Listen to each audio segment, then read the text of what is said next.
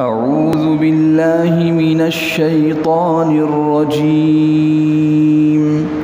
بسم الله الرحمن الرحيم. لم يكن الذين كفروا من أهل الكتاب والمشركين منفكين حتى تأتيهم البينة.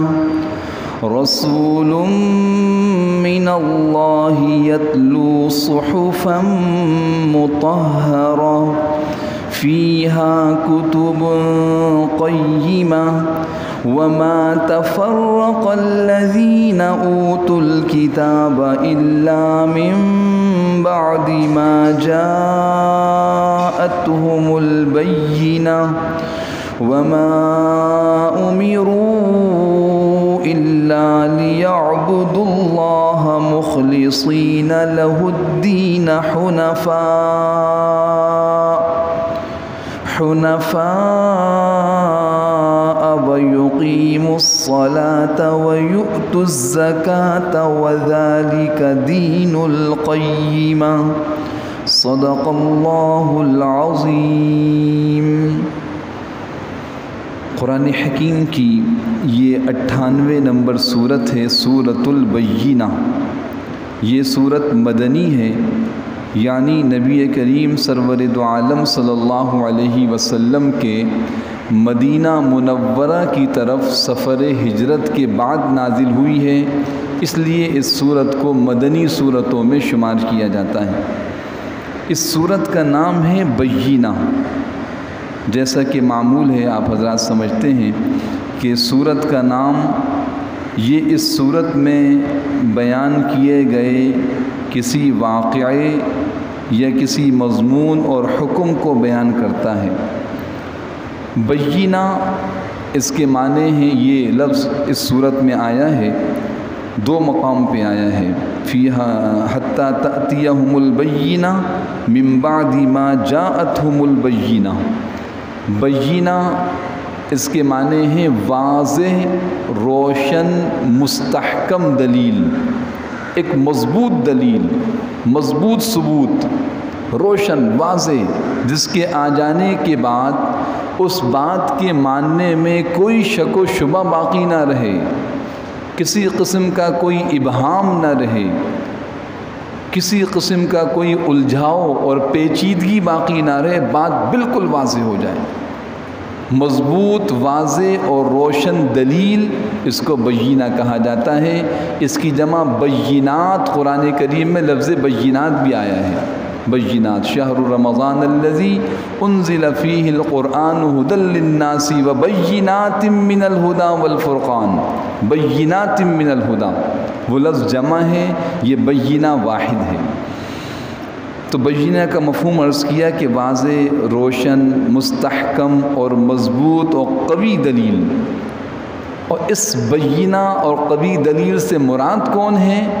امام الانبیاء، سرور کونین، میرے آپ کی آقا و مولا خاتم النبیین حضرت محمد صلی اللہ تعالی علیہ وسلم کی ذات اقدس مراد ہے.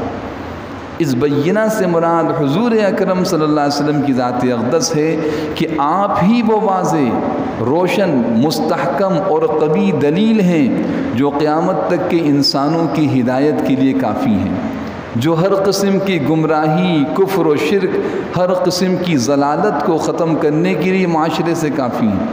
جو آدمی ہدایت کے راستے پہ چلنا چاہے، آن حضرت صلی اللہ علیہ وسلم کی ذات اقدس اور آپ کا لایا مبارک دین اور یہ کلام اللہ قرآن حکیم جو آپ نے امت کے سامنے پیش کیا ہی کافی ہے. تو گویا کہ یہ سورت حضور اکرم صلی اللہ علیہ وسلم کی رسالت کو بیان کرتی ہے.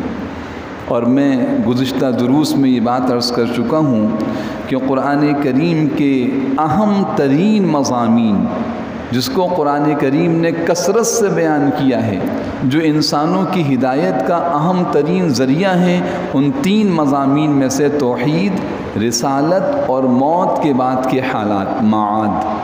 ان میں یہ دوسرا مضمون ہے رسالت.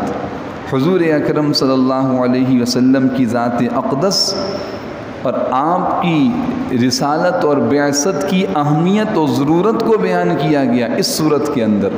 قرآن کریم کا اہم ترین مضمون ہے، اور گویا کہ ہر حق کے متلاشی کی دل کی آواز ہے۔ میں حق چاہتا ہوں، حق پہ چلنا چاہتا ہوں، حق کو تلاش کر رہا ہوں۔ تو جو آدمی حق کو تلاش کرنے والا ہوگا، حضور اکرم صلی اللہ علیہ وسلم کی ذات اقدس اس کے لیے کافی اور روشن دلیل ہے۔ وہ حق پہ چلے گا اور اپنی منزل تک پہنچ جائے گا۔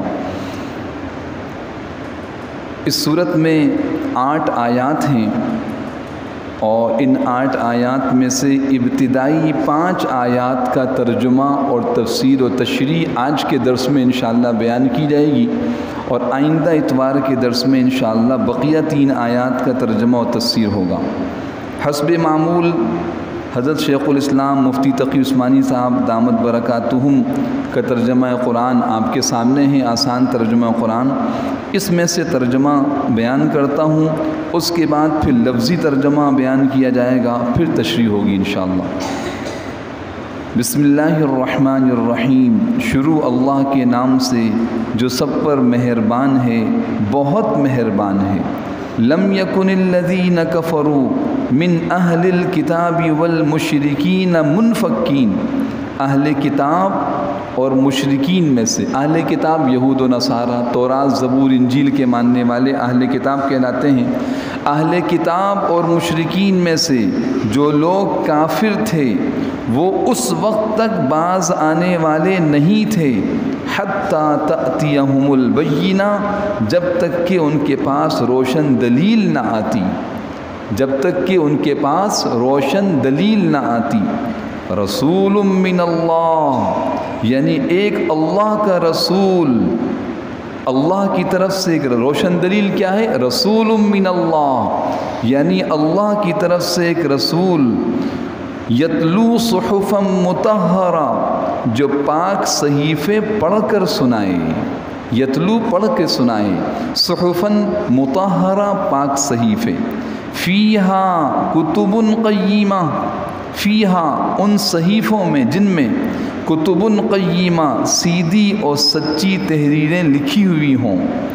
وما تفرق الذین اوتوا الکتاب الا من بعد ما جاءتهم البینہ، اور جو اہل کتاب تھے انہوں نے جدا راستہ اسی کے بعد اختیار کیا جب ان کے پاس روشن دلیل آ چکی تھی۔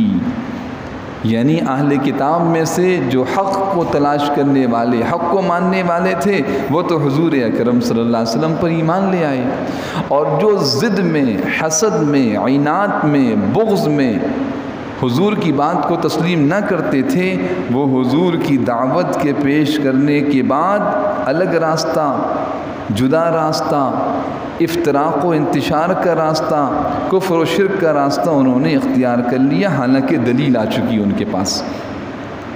وما امروا الا ليعبدوا الله مخلصین له الدین حنفاء، حالانکہ انہی اہل کتاب کے پاس آسمانی کتابوں میں کیا تعلیم تھی اس کو بیان کر رہے ہیں۔ فرماتے ہیں اللہ پاک، وما امروا، انہیں اس کے سوا اور کس کے سوا کوئی اور حکم نہیں دیا گیا تھا کہ وہ اللہ کی عبادت اس طرح کریں کہ بندگی کو بالکل یکسو ہو کر صرف اسی کے لیے خالص رکھیں، صرف اللہ کی عبادت کریں۔ وَيُقِيمُ الصَّلَاةَ، اور نماز قائم کریں، وَيُؤْتُ الزَّكَاةَ، اور زکوٰۃ ادا کریں، وَذَلِكَ دِينُ الْقَيِّمَةِ، اور یہی سیدھی سچی امت کا دین ہے۔ وَذَلِكَ، اور یہی یعنی اللہ کی عبادت، اقامت صلاۃ و ایتاء زکوٰۃ، یہی راستہ ان سیدھی سچی امت کا دین ہے جو حق کو تھامے ہوئے ہیں۔ تو یہ 5 آیات کا ترجمہ اس ترتیب سے ہوا جو ہماری اس تفسیر میں لکھا ہوا ہے۔ اب میرے محترم دوستوں، لفظی ترجمہ اور تفسیر عرض کرتا ہوں۔ جیسے کہ ابتدا میں عرض کیا کہ یہ صورت نبی کریم سرور دو عالم صلی اللہ علیہ وسلم کی رسالت کو ثابت کرتی ہے کہ آپ صلی اللہ علیہ وسلم اللہ کے نبی برحق ہیں، اور آپ کی رسالت یہ قیامت تک کے انسانوں کی بڑی ضرورت جیسے کہ میری اور آپ کی ضرورت جو ہے وہ پانی ہے، پانی پئیں گے تو زندہ رہیں گے، پیاس ایک حد تک برداشت کریں گے پھر موت واقع ہو جائے گی۔ میری اور آپ کی جسمانی ضرورت اپنی زندگی کو باقی رکھنے کے لیے کھانا ہے، سانس ہے۔ اگر یہ چیزیں نہ ہوں، کھانا، پانی، سانس، ہوا، تو انسان مر جائے گا۔ میرے محترم دوستوں، بالکل اسی طرح انسان کی بہت بڑی، اس سے بڑھ کر ضرورت ہے ہدایت، گمراہی سے بچے۔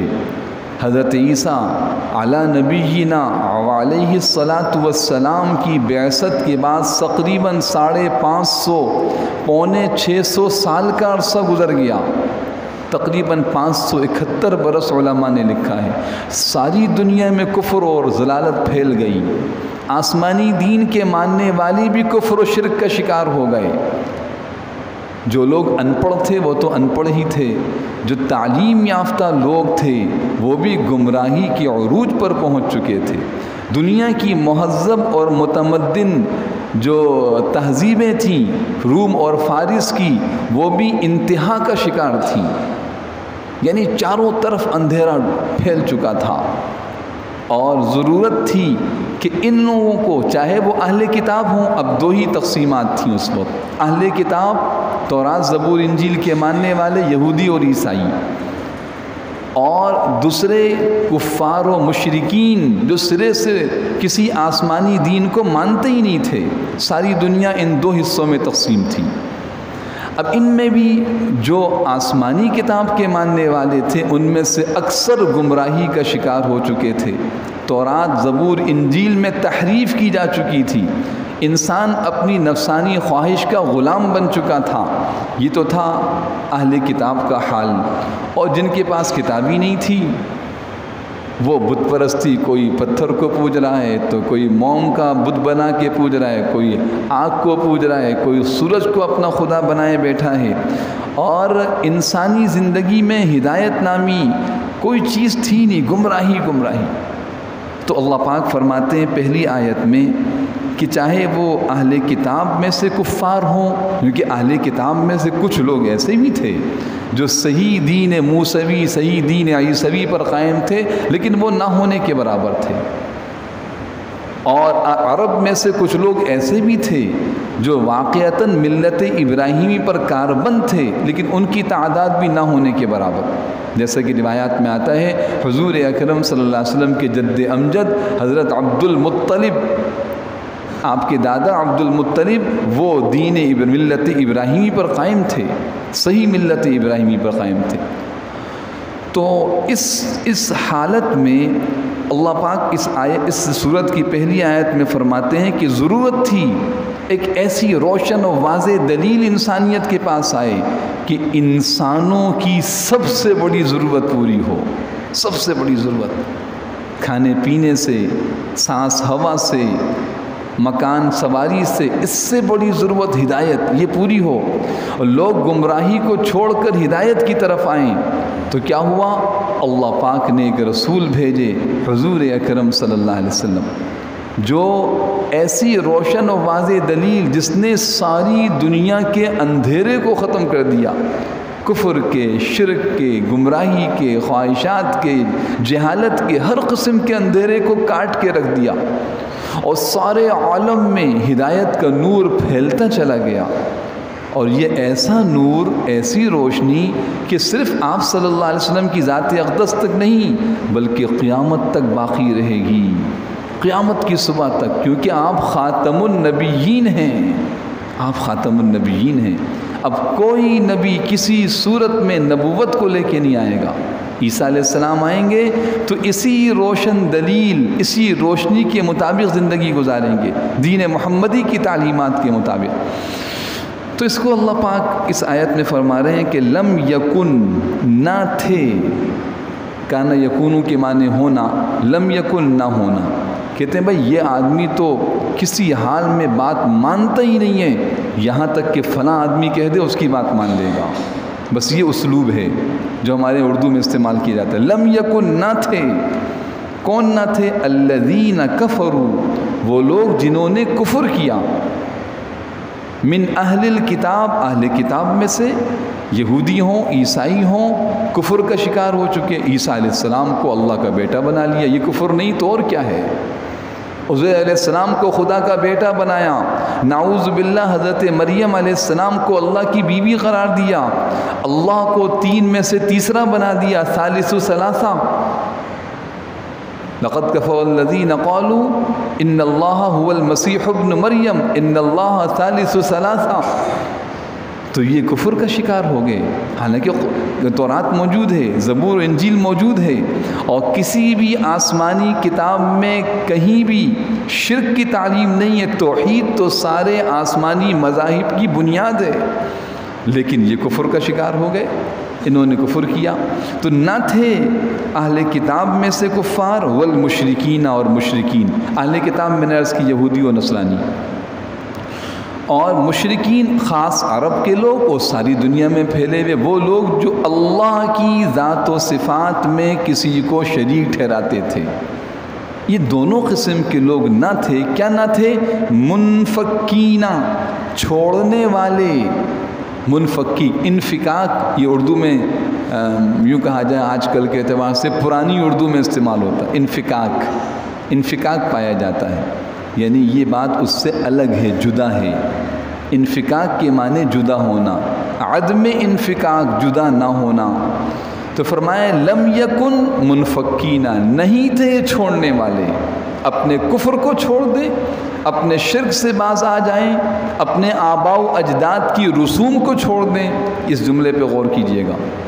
آج بھی اگر ہمارے معاشرے میں کہیں ہمارے آباء و اجداد کی جاہلانہ رسوم قائم ہیں، چاہے وہ شادی کے موقع پر ہوں، بچے کی پیدائش کے موقع پر ہوں، کسی کی غمی کے موقع پر ہوں، سالانہ سالگرہیں منا رہے ہوں، یا کسی بھی عنوان سے، خوشی اور غمی کے عنوان سے اپنے ان لوگوں پر جو دنیا سے جا چکے ہیں سالانہ غم منانے اور برسیاں منانے کے کسی عنوان سے آپ ان سے پوچھیں بھئی آپ کیوں کرتے ہیں؟ ارے جناب ہمارے آباء و اجداد میں اسی طرح ہوتا چلا آیا ہے، آپ کو پتہ نہیں؟ یہ تو ہماری برادری کی خاص رسم ہے، یہ ہماری برادری کی خاص رسم ہے. تو اللہ پاک فرماتے ہیں اس سے زیادہ یہ کفر و شرک پر جمے ہوئے تھے.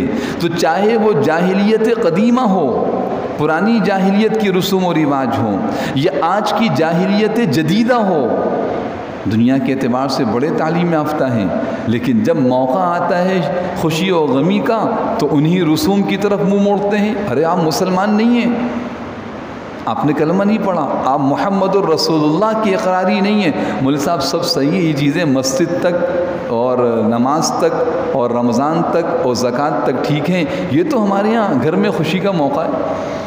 جب ہمارے گھر میں خوشی ہوتی ہے تو پھر ہم یہ سوچتے بھی نہیں ہیں کہ ہم مسلمان ہیں یا نہیں.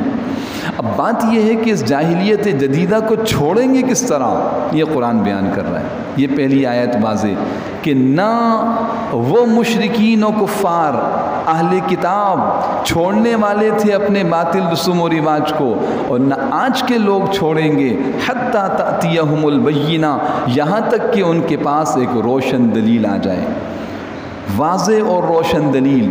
دیکھیے آج کی جاہلیت کی رسوم اسی طرح ختم ہوں گی جب ہمارے سامنے حضور اکرم صلی اللہ علیہ وسلم، آپ کی ذات اقدس، آپ کے اہل بیت، آپ کے خاندان کے لوگ، آپ کے صحابہ کرام، آپ سے دین کو سیکھ کر امت تک پہنچانے والوں کی زندگی سامنے ہوگی. میری بیٹی کا نکاح ہے، میری بہن کا نکاح ہے، اس کے ہمارے گھر میں شادی کی تقریب ہے، سارا کچھ ہو رہا ہے، میں مسلمان ہوں. اب یہ کوئی کہے تو ارے یا یہاں دین کی بات سنی کسی نوجوان نے، کسی مرد نے، گھر میں جا کے ارے تم کیا ملا لوگوں سے باتیں سن کے آ گئے، ہمارے خاندان میں تو اسی طرح ہوتا ہے. اب بتائیے یہ خاندانی رسم و رواج کیسے ختم ہوں گے؟ حتیٰ تأتیہم البینہ. بڑی محبت سے بیان کیا جائے کہ دیکھیں میری بیٹی حضور اکرم صلی اللہ علیہ وسلم کی بیٹی سے زیادہ عظمت والی نہیں ہے، میری بہن کا مقام و احترام اپنی جگہ پر، لیکن حضرات صحابہ کرام کی بہنوں سے زیادہ ان کا مقام نہیں ہے۔ لہٰذا جس طرح حضور اکرم صلی اللہ علیہ وسلم کی بیٹیوں، آپ کی بیویوں اور حضرات صحابہ کرام کی بیٹیوں بہنوں کے نکاح ہوئے، میری بیٹی کا نکاح بھی اسی طرح ہوگا، کیونکہ میں مسلمان ہوں۔ حتیٰ تأتیہم البینہ۔ اور جس طرح حضور اکرم صلی اللہ علیہ وسلم کا نکاح ہوا، میرا نکاح بھی اسی طرح ہوگا، میں بھی اسی روشن دلیل اور اسی روشن راستے پر چلوں گا۔ تو میرے محترم دوستوں، قرآن کیا کہہ رہا ہے؟ پہلی آیت پہ غور کیجیے گا۔ نہیں تھے اہل کتاب اور مشرکین کفار چھوڑنے والے اپنے باطل مذاہب و رسوم کو یہاں تک کہ روشن دلیل نہ آ جائے۔ افسوس تو یہ ہے کہ ان کے پاس تو روشن دلیل آئی، ان میں سے حق کو ماننے والوں نے اسے قبول کر لیا، اپنی ساری جاہلیت کی رسوم کو خاک میں ملا دیا، اور یوں کہا حبشہ کے دربار میں کھڑے ہو کر جعفر ابن ابی طالب رضی اللہ تعالیٰ عنہ نے، پہلی ہجرت تھی مسلمانوں کی، اے بادشاہ ہم بتوں کو پوجتے تھے، مردار کھاتے تھے، بھائی بھائی کا خون کرتا تھا۔ وہ پورا تفصیلی خطبہ ہے جس کی طرف میں نے صرف اشارہ کیا ہے، حضرت شیخ نے حکایت صحابہ میں لکھا ہے حبشہ کی ہجرت کے عنوان پہ، اسے پڑھیں میرے محترم دوستوں۔ یہ مسلمانوں کی زندگی کا وہ روشن باب ہے جو میری اور آپ کی قدم قدم پہ رہنمائی کرتا ہے، ہمیں کیا کرنا چاہیے، ہم کر کیا رہے ہیں۔ کا پھر کیا ہوا؟ ہم جاہلیت میں ڈوبے ہوئے تھے، اللہ نے ایک رسول بھیجا، اللہ نے ایک رسول بھیجا جس نے ہمیں توحید کی تعلیم دی، جس نے ہمیں اچھے اخلاق و آداب سکھائے، جس نے انسانیت کے رشتوں اور احترام کو بتایا۔ یہ ہے حتیٰ تأتیہم البینہ۔ یہ تو وہ لوگ تھے جو جاہلیت میں ڈوبے ہوئے تھے۔ میرے محترم دوستوں، میں اور آپ تو جدی پشتی مسلمان ہیں، پیدائشی مسلمان ہیں۔ ہم سوچیں حتیٰ تأتیہم البینہ سے میں نے آپ نے کتنا فائدہ اٹھایا۔ اس لیے یہ آیات نازل تو ہوئیں اس موقع پر، لیکن ہیں میرے اور آپ کے لیے، بلکہ قیامت تک آنے والے انسانوں کے لیے۔ جس دور میں بھی پیغمبر علیہ السلام کی سنت سے ہٹ کر کوئی راستہ رائج ہوگا، ہم اسے اختیار نہیں کریں گے، ہم اختیار کریں گے حضور کی سنت کو، ہم اختیار کریں گے آپ صلی اللہ علیہ وسلم کی روشن زندگی کو، آپ کی پاکیزہ سیرت کو اختیار کریں گے۔ یہ ہمارے پاس ہدایت کا ذریعہ ہے۔ تو لم یکن، نہ تھے، الذین کفروا، وہ لوگ جنہوں نے کفر کیا، من اہل الکتاب، اہل کتاب میں سے، والمشرکین، اور مشرکین میں سے، منفکین، چھوڑنے والے۔ یہ لفظ منفکین پہ ذرا غور فرمائیے، بھی ہم سے تو یہ چھوٹ کیسے چھوڑیں جی، سالہ سال سے، یہ تو سالہ سال سے بت پرستی میں ڈوبے ہوئے تھے، انہوں نے چھوڑ دیا، انہوں نے حضور کے حکم پہ لبیک کہا، اور سارے پچھلے سود معاف، پچھلے خون معاف، اور آپس میں بھائی چارگی اختیار کی، اور حضور کے دین پر لبیک کہہ کے سر کو جھکا لیا۔ حتیٰ تأتیہم، حتیٰ یہاں تک کہ، حتیٰ انتہاء غایت کے لیے، کسی بات کی انتہا، یہاں تک کہ، یعنی اسی طرح ڈوبے ہوئے تھے کفر میں، شرک میں، یہاں تک کہ آ گئی ان کے پاس واضح دلیل۔ آج میں اور آپ بھی آج اس نشست میں قرآن کی اس آیت کی تفسیر کے موقع پر فیصلہ کریں کہ میں بھی آج تک حضور کی سنت کو چھوڑ کے زندگی گزار رہا تھا، آج میرے سامنے اس آیت کی تفصیل آئی، ہم نے اور آپ نے یہ 30ویں پارے کی آیت ہے، بارہا پڑھی اور سنی ہوگی، لیکن چونکہ اس کے مفہوم کو ہم نہیں جانتے، اس کے معانی اور اس کے مقاصد اور اس کے احکام کو ہم سمجھتے نہیں ہیں، لہذا لم یکن الذین کفروا من اہل الکتاب والمشرکین منفکین حتی تأتیہم البینہ۔ ہم نے تلاوت سن لی، امام صاحب نے سنا دی، بات ختم ہو گئی۔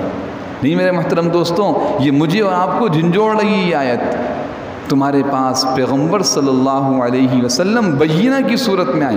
اگلی بات سنیے، بینہ کے معنی کیا ہے؟ دلیل، دلیل۔ آپ عدالت میں جائیں تو وہ دلیل پیش کی جاتی ہے، ثبوت پیش کیے جاتے ہیں۔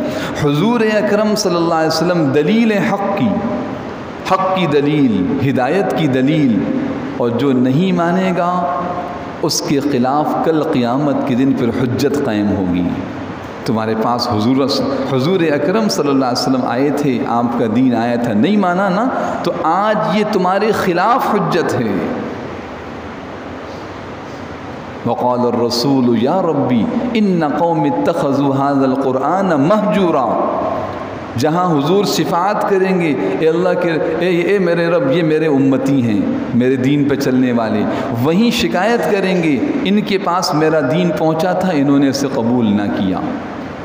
تو میرے محترم دوستوں، فیصلہ کریں اپنے سر کے بال سے پاؤں کے ناخن تک، اپنے چہرے کو حضور کے چہرے کے مطابق بنائیں گے، واضح روشن دلیل آ جائے اور محمد الرسول اللہ کا اقرار کرنے کے باوجود ہمارے چہرے حضور کی سنت سے خالی ہوں، ہم سوچیں تو صحیح ہمارے پاس کوئی جواب رہ جاتا ہے؟ ہمارا جسم حضور کے لباس سے میل نہ کھاتا ہو، ہمیں غیروں کے طور طریقے پسند ہوں، جن مشرکین و اہل کتاب کا ذکر قرآن کر رہے ہیں ہم ان کے راستے پہ چل رہے ہوں۔ دوسری آیت نمبر 2، وہ بینہ کیا ہے؟ رسول من اللہ، رسول ہے پیغمبر، رسول کے معنی رسالت کو لے کے پیغام، رسالت پیغام، حضور علیہ السلام رسول، سارے انبیاء رسول، کیا لے کے آئے؟ رسالت یعنی پیغام۔ کس کا پیغام ہے؟ من اللہ، اللہ کی طرف سے، یہ پیغام اللہ کا، اے اللہ کے بندوں اللہ کا پیغام رسول تمہارے پاس لے کے آئے ہیں۔ کون اللہ؟ جس نے تمہیں پیدا کیا، جس نے تمہاری ساری ضروریات کا خیال۔ سب سے زیادہ گہرا رشتہ میرا اور آپ کا اپنے رب کے ساتھ ہے، اور افسوس سر افسوس یہ ہے کہ ہم اس رشتے کو بھول چکے ہیں، بھلا چکے ہیں۔ نسوا اللہ، بھلا دیا ہم نے اللہ کو۔ سب سے مضبوط رشتہ اللہ کے ساتھ ہے، ماں باپ کے ساتھ بعد میں، بہن بھائیوں کے ساتھ بعد میں، رشتہ داروں کے ساتھ بعد میں، دوستوں کے ساتھ رشتہ بعد میں، سب سے پہلا رشتہ کس کے ساتھ ہے بھائی؟ فرمائیے، اللہ کے ساتھ قائم ہے۔ زبان سے کہیں، دل سے سوچیں، کبھی اس پہ غور کریں۔ آج دوست کہتا ہے میں اس کی بات پہ چل پڑتا ہوں، میرا کزن ہے اس نے کہا بس چل پڑے اس کی بات مان لی۔ آپ کو پتہ ہے میرے ابو نے کہا ہے، والد صاحب، بات ماننی چاہیے۔ لیکن یہ سارے رشتے اللہ کے رشتے کے ساتھ جڑے ہوئے ہیں، سب سے پہلا اللہ کا رشتہ ہے۔ تو فرما رہے ہیں رسول من اللہ، وہ بینہ کیا ہے؟ رسول ہیں، وہ روشن دلیل کیا ہے؟ رسول ہیں، رسول کی صورت میں، من اللہ، جو اللہ کی طرف سے آئے ہیں، اور اپنی طرف سے کوئی باتیں نہیں کرتے، اپنا کوئی پیغام نہیں سناتے، یتلو، تلاوت کرتے ہیں، پڑھ کے سناتے ہیں، صحفاً، صحیفے، مطہرہ،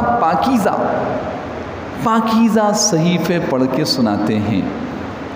یتلو، ہر پڑھنے کو تلاوت نہیں کہا جاتا، یاد رکھیے وہ قراءت ہے، قراءت پڑھنا، ہر پڑھنے کو تلاوت، آپ پڑھ رہے ہیں میں پڑھ لوں، تلاوت نہیں۔ قرآن کریم کو کی تلاوت کو تلاوت کہا جاتا ہے، اور حضور اکرم صلی اللہ علیہ وسلم کے ساتھ سب سے پہلے لفظ یتلو استعمال کیا گیا حضور کے لیے۔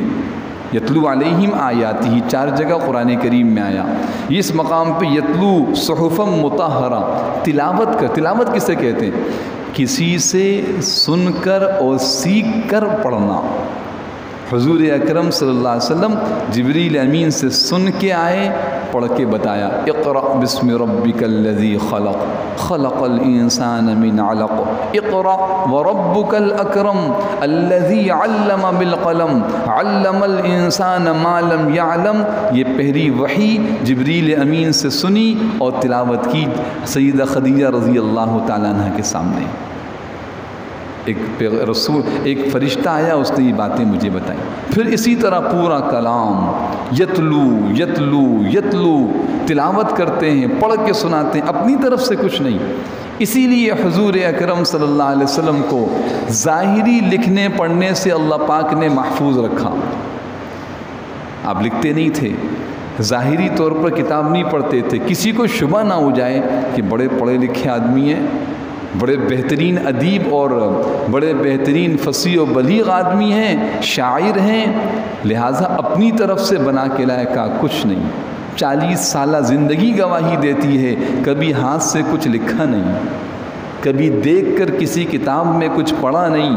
اس لیے یتلو دیکھ کے پڑھنے کے لیے نہیں، یتلو جو کسی نے بتایا آگے اس کو پیش کیا، یہ ہے رسول کی شان۔ یتلو، تلاوت کرتے ہیں، صحفاً، صحیفے، جس وقت وحی آئی صحیفوں کی صورت میں نہیں تھی، لیکن بعد میں اس کو صحیفوں کی صورت میں محفوظ کیا گیا۔ یہ میرے آپ کے سامنے صحیفے رکھے ہوئے، پورا صحیفہ، یہ الگ عنوان ہے قرآن کریم کس طرح صحابہ کرام نے محفوظ کیا۔ تو صحیفے مطہرہ جو پاکیزہ ہیں، پاکیزہ صحیفے، بھئی کن چیزوں سے پاکیزہ ہیں؟ پاکیزہ کن چیزوں سے ہیں؟ جھوٹ سے پاک ہیں، شک و شبے سے پاک ہیں، نفاق سے پاک ہیں، ہر قسم کے عیب سے پاک ہیں۔ ذالک الکتاب لا ریب فیہ، کوئی شبہ نہیں اس کے اندر۔ جھوٹ ایک ایک آیت کا ایک ایک لفظ، ہر لفظ کا ایک ایک نقطہ سچا ہے، جھوٹا نہیں ہے، سچ پاکیزہ۔ شکوک و شبہات سے پاک، دنیا کی ہر چیز میں شبہ ہو سکتا ہے، ہر خبر میں شک ہو سکتا ہے، قرآن کریم کی کسی آیت میں شک نہیں ہو سکتا، تو پاکیزہ ہیں۔ نفاق، ظاہر میں کچھ ہو اندر کچھ ہو نہیں، یہ ایسی صاف ستھری کتاب ہے جس میں کسی قسم کا کوئی عیب نہیں، پاک ہے۔ جب کتاب پاک ہے مطہرہ، تو اس کو چھوئیں گے بھی کون لوگ بھائی؟ پاک لوگ۔ اس لیے سورہ واقعہ فرمایا لا یمسہ الا المطہرون، اس کو ہاتھ نہ لگائیں مگر وہ لوگ جو پاکیزہ ہیں۔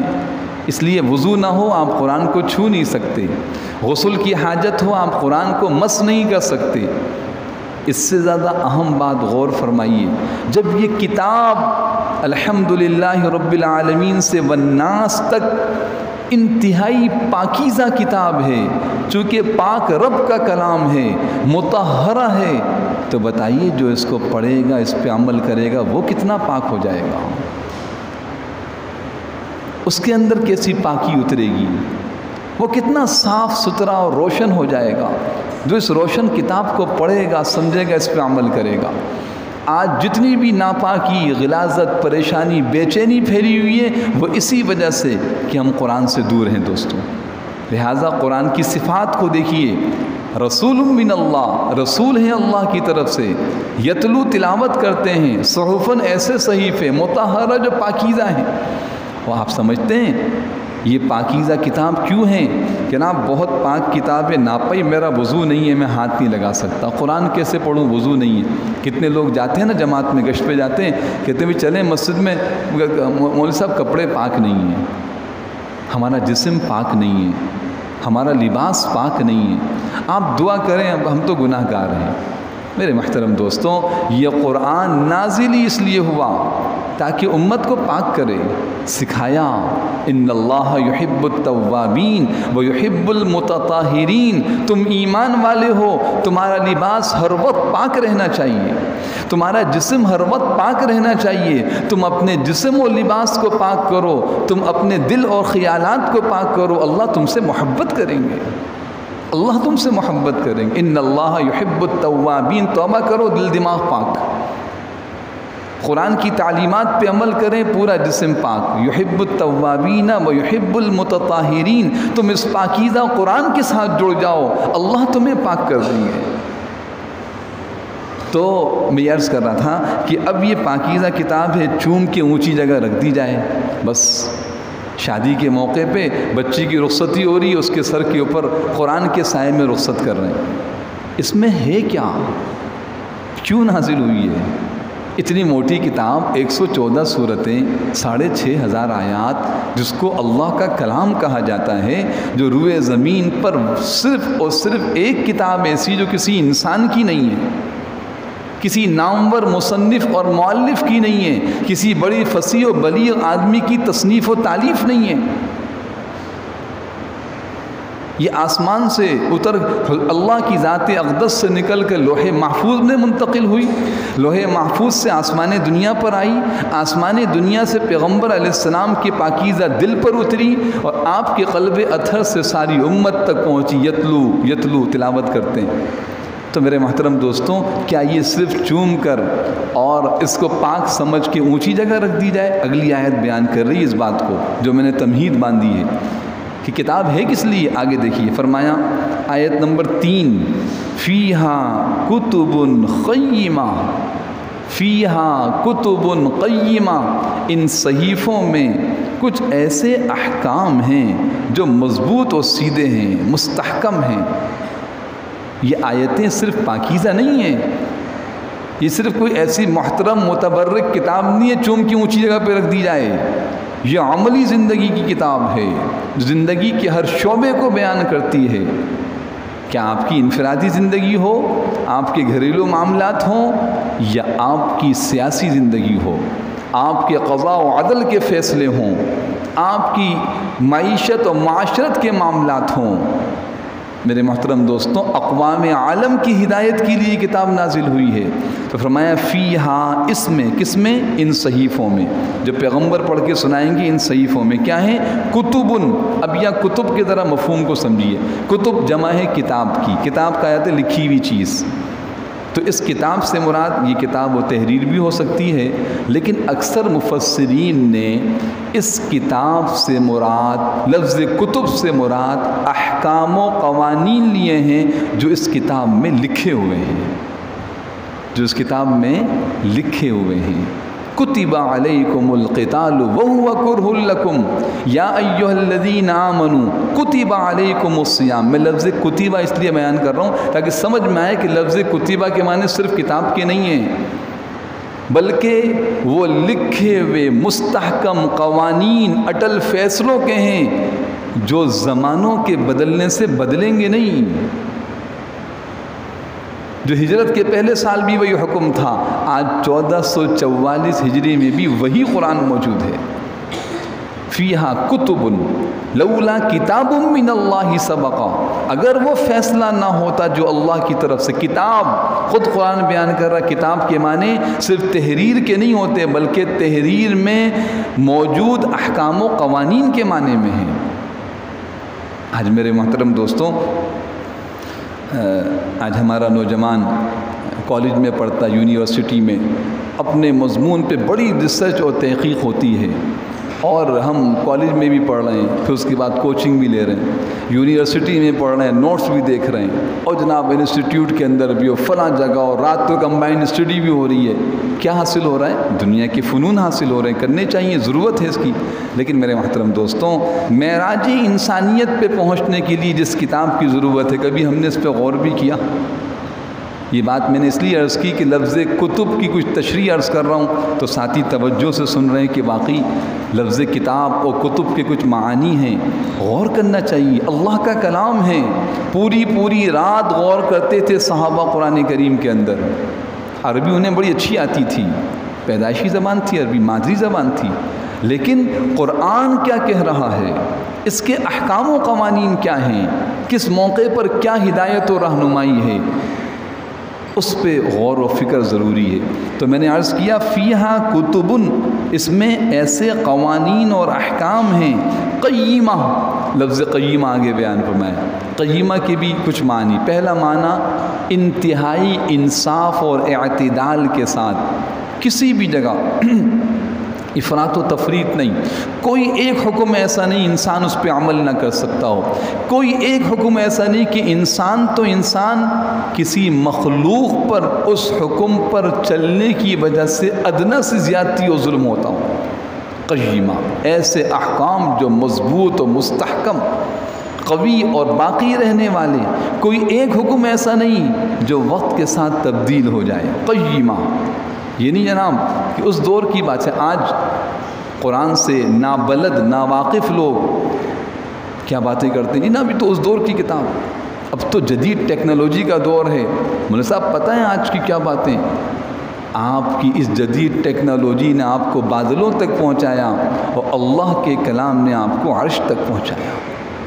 اس جدید ٹیکنالوجی کے استفادہ آپ نے زندگی کے اندر کیا، قرآن کا فائدہ آپ کو قبر کے اندر ہوگا، میدان محشر کے اندر ہوگا، اور دنیا کے اندر بھی صحابہ کرام کا پاکیزہ دور، اس کے بعد جو ہماری اسلامی سلطنتیں جو دین اسلام کے مطابق قائم رہیں، وہ بیان کرتی ہیں۔ آپ کے اس ہند و پاک کے اندر مغلیہ سلطنت کے مشہور بادشاہ اورنگزیب عالمگیر رحمۃ اللہ علیہ، اسی قرآن و حدیث سے احکام کا استنباط کر کر وہ مشہور زمانہ کتاب لکھی جس کو الفتاوی الہندیہ کہا جاتا ہے، الفتاوی العالمگیریہ۔ فتاوی عالمگیریہ کیا ہے؟ قرآن و حدیث سے احکام نکالیں، امت کو بتایا ہے یہ ہے اللہ کا کلام، یہ ہے اللہ کے رسول صلی اللہ علیہ وسلم کی احادیث جو انسانی زندگی کے ہر شعبے میں انسان کی رہنمائی کرتی۔ 8 جلدوں میں ایسی موٹی موٹی عربی زبان کے اندر، اس کی اردو میں ترجمے بھی ہو چکے ہیں فتاوی عالمگیری کے نام سے۔ تو فیہا کتب قیمہ، لفظ قیمہ عرض کر رہا تھا کہ مضبوط و مستحکم کتاب۔ یہاں تک یہ 3 آیتیں ہو گئیں، یہ بات واضح ہوئی کہ انسانیت کی سب سے بڑی ضرورت پیغمبر صلی اللہ علیہ وسلم کی ذات اقدس، اور آپ کی ذات اقدس ایک پاکیزہ روشن کتاب و دین کے ساتھ ہے، اور ہر دور میں جاہلیت جدیدہ ہو، آج کی جاہلیت یا جاہلیت قدیمہ ہو اس کو دور کرنے کے لیے پیغمبر علیہ السلام کی ذات اقدس ہے۔ اس کے علاوہ کوئی چارہ، کوئی راستہ نہیں، سارے راستے گمراہی کی طرف جا رہے ہیں، حضور علیہ السلام کا راستہ ہدایت کی طرف جا رہا ہے۔ جب آپ صلی اللہ علیہ وسلم نے اس ہدایت کی دعوت کو دیا تو پھر 2 قسم کے لوگ ہو گئے، انہی اہل کتاب و مشرکین میں سے بعض تو وہ ہوئے انہوں نے قبول کیا، سارے صحابہ، اور اسی طرح صحابہ میں وہ بھی جو پہلے عیسائی تھے، یہودی تھے۔ سلمان فارسی کہاں سے چلے؟ ایران سے چلے ہیں۔ عبداللہ ابن سلام بڑے یہود کے علماء میں شمار ہوتے تھے، کعب احبار یہود کے بڑے علماء میں شمار ہوتے تھے۔ ان سب نے قرآن کو پڑھا، حضور کی دعوت کو سنا، دل سے تسلیم کیا، روشنی دل میں اتری، ایمان والے بن گئے۔ اور مشرکین میں سے اللہ اکبر ہم سب کے سامنے ہیں، ایسے بڑے بڑے مشرک ایمان لے آئے۔ لیکن ہوا یہ کہ جب ہدایت کی محنت ہوتی ہے تو کچھ لوگ اس ہدایت کا انکار بھی کرتے ہیں۔ بس اسی انکار کو یہاں بیان کیا جا رہا ہے۔ یہ نہیں کہ اہل کتاب ہیں تو یہ ہدایت پر ہے، نہیں نہیں نہیں، جو اہل کتاب پیغمبر علیہ السلام کی بعثت کے بعد حضور کے دین کو قبول نہ کریں، اب وہ حق پر نہیں ہیں، وہ عیسائی اور یہودی حق پر نہیں ہیں، یہ تسلیم کرنا چاہیے، سمجھنا چاہیے اس کو۔ آج کے دور میں ایسی گمراہی کے راستے پھیلے ہوئے، کہتے ہیں اتحاد بین المذاہب، اتحاد بین المذاہب کے دعوے دار ہیں، سارے مذہب ٹھیک ہیں، کوئی بات نہیں، وہ بھی ٹھیک ہیں، ہم بھی ٹھیک ہیں۔ ایسا نہیں ہو سکتا، ایسا ہو نہیں سکتا۔ آگے قرآن کی آیت دیکھیے، آیت نمبر 4، وَمَا تَفَرَّقَ الَّذِينَ أُوتُوا الْكِتَابَ إِلَّا مِن بَعْدِ مَا جَاءَتْهُمُ الْبَيِّنَةُ، پھر لفظ بینہ آیا کہ ان اہل کتاب نے جو تفرقہ ڈالا، جو اختلاف و انتشار پیدا کیا، حق سے الگ ہو گئے، پیغمبر علیہ السلام کی دین کی دعوت کو قبول نہ کیا، اس کے بعد کہ ان کے سامنے حضور علیہ السلام واضح دلیل لے کے آ گئے، پھر بھی نہ مانا، کیوں؟ ضد کی وجہ سے، عناد کی وجہ سے، بغض کی وجہ سے۔ ہم نہ سمجھ سکیں اہل کتاب سے ہمارا واسطہ کم پڑتا ہے۔ آج ذرا سمجھی، آج کے دور میں جاہلیت جدیدہ کو سمجھی، مسلمان ہیں ہم، بتایا کہ نہیں بھائی، یہ مہندی کی رسم کرنا ٹھیک نہیں ہے، یہ تو ہندوؤں کی رسم ہے، شادی کے موقع پہ مائیوں کی رسم، اور پھر اس کے بعد رسموں کا ایک طوفان ہے، فضول خرچی کا ایک سلسلہ ہے۔ تو جواب کیا ملتا ہے؟ میاں آپ سنبھالیں اپنے دین کو، آپ جانیں، آپ کا دین جانیں۔ تو مولوی صاحب بس صحیح ہے، زیادہ بتانے کی ضرورت نہیں، ہم بھی مسلمان ہیں۔ آپ میرے الفاظ کو سن رہے ہیں؟ یہ الفاظ سنیں گے تو یہ آیت سمجھ میں آئے گی، کیونکہ مسئلہ یہاں تو اہل کتاب کے انکار کو بیان کیا گیا، اہل کتاب سے میرا اور آپ کا واسطہ نہیں پڑ رہا، تو بات سمجھ میں کیسے آئے؟ یہ جواب دیا جاتا ہے، کہا جائے کہ جناب ایسا نہ کریں، آپ کاروبار کر رہے ہیں، یہ تو کھلم کھلا جھوٹ بول رہے ہیں، دھوکہ دے رہے ہیں، سامنے والے گاہک کی لا علمی سے فائدہ اٹھا رہے ہیں، کیا کر رہے ہیں آپ؟ یہ تو اس طرح آپ مسلمان، ارے میاں مارکیٹ میں اسی طرح چلتا ہے، کہاں سے آ گئے آپ، کس دور کے ہیں؟ یہاں تو ہوتا ہی اسی طریقے سے، بات سمجھ رہے ہیں؟ تو گویا آپ نے پیش کیا ایک مسلمان کو قرآن و سنت کا حکم کہ جھوٹ نہ بولو، دھوکہ نہ دو، رشوت نہ لو۔ آج کے ملازم سے کہا جائے رشوت نہ لو تو کہ اس کے بغیر پورا نہیں ہوتا، ہاں پورا کر دیں۔ یعنی یہ ہے وہ جوابات جو حق کے آ جانے کے باوجود نفسانی خواہشات بے دینی، ضد اور عناد، اندر سے حق کو نہ چاہنا، اس کی وجہ سے جوابات پیدا ہوتے ہیں۔ تو یہی جواب ان کی طرف سے بھی آیا جب کہا کہ اہل کتاب سے صحابہ کرام نے کہا حضور علیہ السلام نے کہ تم تو کہتے تھے کہ قرآن اس کو بیان کرتا ہے کہ جب حضور آ جائیں گے ہمیں ہماری کتابوں میں آتا ہے کہ نبی برحق آنے والے ہیں، جب وہ نبی برحق آئیں گے ہم ان پہ ایمان لائیں گے۔ اب تو وہ نبی آ گئے تو جواب میں کیا کہا؟ حسدا من عند انفسهم فلما جاءهم ما عرفوا كفروا به فلعنت اللہ علی الکافرین۔ کہ جب وہ آئے ان کے پاس وہ نبی جس کو وہ جانتے تھے، جتنی اپنی اولاد کو جانتے ہیں اتنا حضور کو جانتے تھے اہل کتاب، لیکن کفروا به انکار کیا، جواب کیا ملا؟ اللہ کی لعنت ہوئے ایسے کافروں پر۔ تو ایمان لانے کے بعد اب ہم قرآن و سنت کے خلاف زندگی گزاریں اور جواب یہ دیے جائے جو میں نے جوابات عرض کیے کہ جناب کیا کریں اس کے بغیر تو دنیا والوں کے ساتھ بھی چلنا ہے، تو میرے محترم دوستوں پھر کیا ہوگا؟ پھر ہم اللہ کی رحمت سے دور ہو جائیں گے، پھر دین کو چھوڑنے کی وجہ سے ہم پہ لعنت ہوگی، پھر آسمانی زمینی آفات میں ہم گھر جائیں گے، اور پھر ہم پریشان ہو کر بجائے اس کے کہ اپنے اعمال کی اصلاح کریں اور توبہ کریں، ہم اوروں کو الزام دیں گے فلاں نے اس طرح کیا، فلاں نے اس طرح کیا۔ وجہ کیا ہے؟ گمراہی۔ تو یہ ہدایت قرآن بیان کر رہی ہے، اور قرآن کی یہ آیت بیان کر رہی ہے کہ وما تفرق الذین اوتوا الکتاب، تفرقہ جدا نہیں ہوئے وہ لوگ جن کو کتاب دی گئی تھی مگر اس کے کہ ان کے پاس واضح دلیل آ گئی تھی پھر بھی اس کو نہ مانا، تو یہ اللہ کی طرف سے مغضوب علیہم ولا الضالین ہے۔ ضالین اور مغضوب علیہم یہی یہود و نصارہ ہیں۔ سورہ فاتحہ کی تفسیر میں آ چکا کہ مغضوب علیہم سے مراد یہود، جاننے کے باوجود عمل نہ کیا، ضالین سے مراد نصارہ۔ میرے محترم دوستوں، یہود و نصارہ پہ تو لعنت ہو کہ آسمانی کتابوں میں حضور کے بارے میں جاننے کے باوجود حضور پر ایمان نہیں لا رہے۔ آپ سوچئے میں اور آپ تو محمد الرسول اللہ کے اقرار کرنے والے ہیں، ہم بھی عمل نہ کریں تو کیا ہمارے ساتھ اللہ کی مدد ہوگی؟ لمحہ فکریہ ہے، سوچنے کی بات ہے۔ یہ وہ بات ہے جس سے ہم غافل ہیں دوستوں۔ ہم سمجھتے ہیں نہیں سب اسی طرح ہو رہا ہے، وہ بھی کر رہے ہیں ہم بھی کر رہے ہیں، ایسے بالکل الگ الگ معاملہ ہے۔ ہمارا معاملہ کفار سے بالکل الگ ہے۔ اس لیے قرآن کریم میں اللہ پاک نے اس کو فرمایا کہ وہ اہل کتاب حضور کے آنے کے باوجود انہوں نے تفرقہ اختیار کیا، جدا ہو گئے، گمراہ ہو گئے۔ آیت نمبر 5 میں فرمایا وَمَا أُمِرُوا إِلَّا لِيَعْبُدُوا اللَّهَ۔ اچھا، حضور علیہ السلام جو دین لے کر آئے وہ سابقہ آسمانی دینوں کے عین مطابق توحید خالص کی دعوت تورات زبور انجیل کے اندر، توحید خالص کی دعوت قرآن کریم کتاب اللہ کے اندر، نماز اور زکوٰۃ یعنی بدن اور مال ان دونوں کو اللہ کے حکم پہ خرچ کرنا، یہ دونوں احکام سابقہ آسمانی کتابوں میں، یہی حکم قرآن کریم میں۔ اب بتاؤ تمہارے پاس کیا حجت ہے، کیا دلیل اور ثبوت ہے کہ تم عیسائیت اور یہودیت پہ تو قائم رہو، دین اسلام کو قبول نہ کرو؟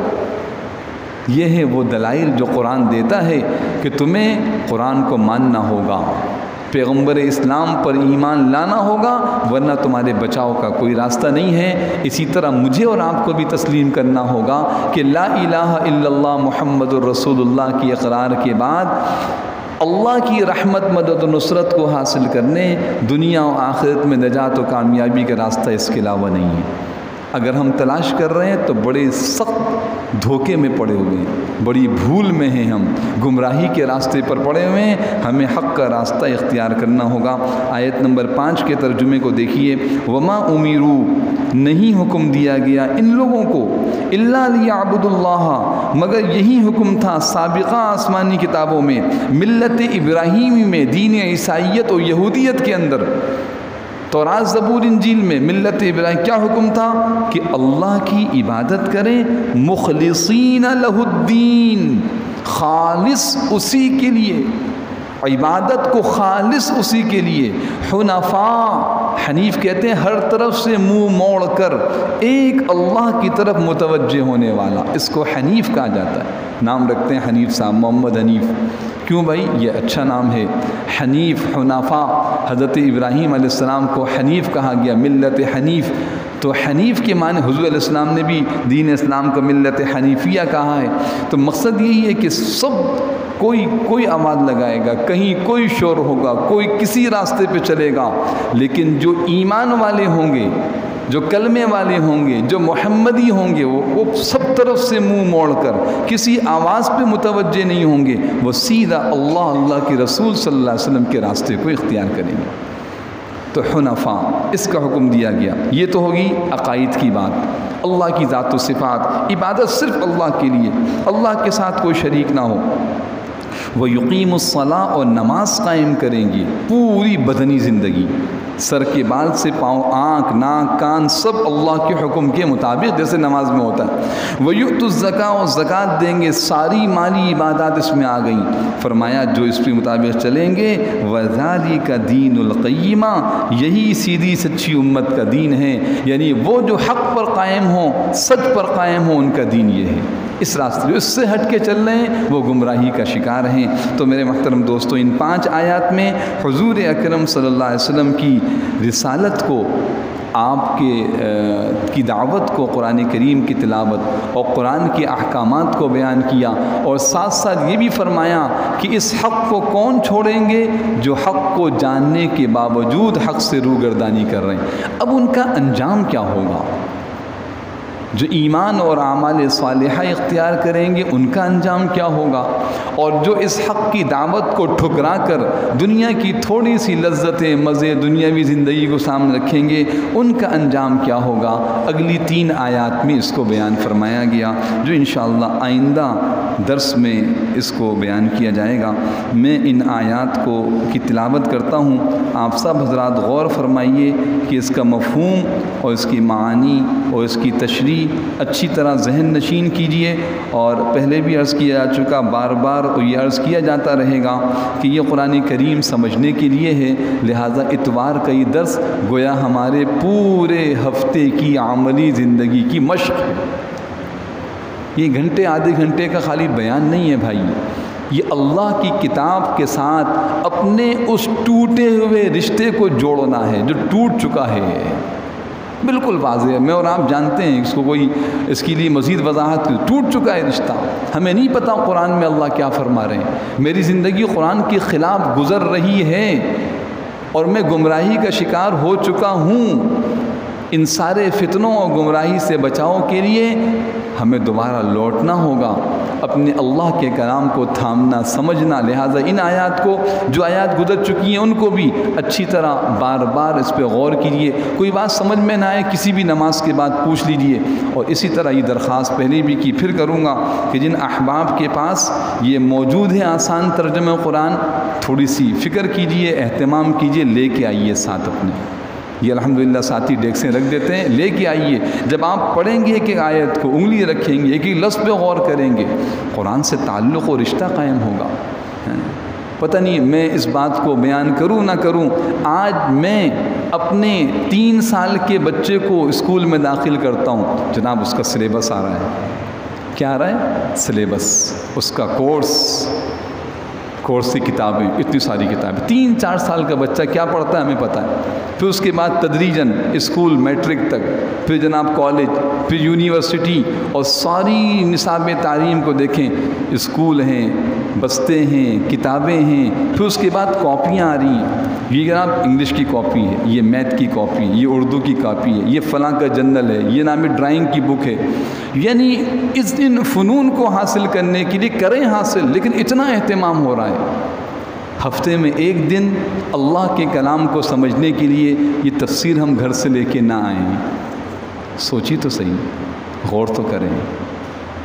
تو درخواست ہے کہ جن کے پاس موجود ہے وہ تو لے کے آئیں، اور جن کے پاس موجود نہیں ہے، ابھی درس سے فارغ ہو کے آج ہی ہمارے بھائی عویس سے، بھائی حمزہ ہیں، ان کے پاس نام لکھوا دیں۔ انشاءاللہ آئندہ اتوار سے پہلے تفسیر آپ کے پاس ہوگی، لیکن کوشش کریں ہو سب کے پاس۔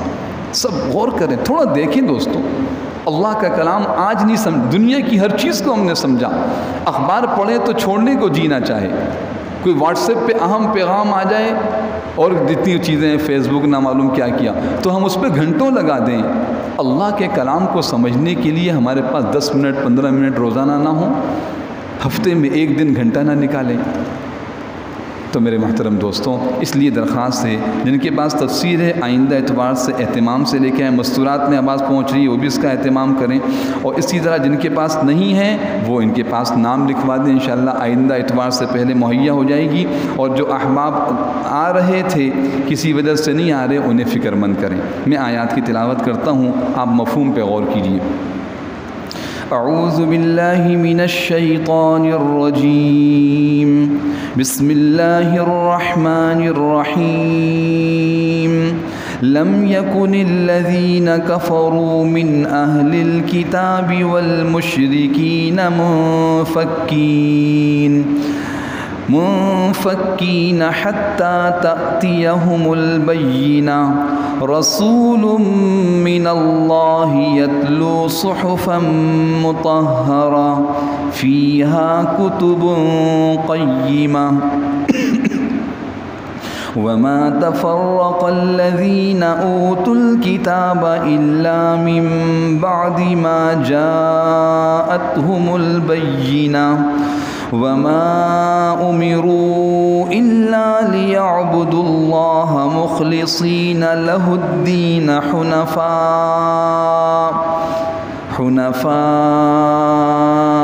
ويقيموا الصلاة ويؤتوا الزكاة وذلك دين القيمة۔ صدق الله العظيم۔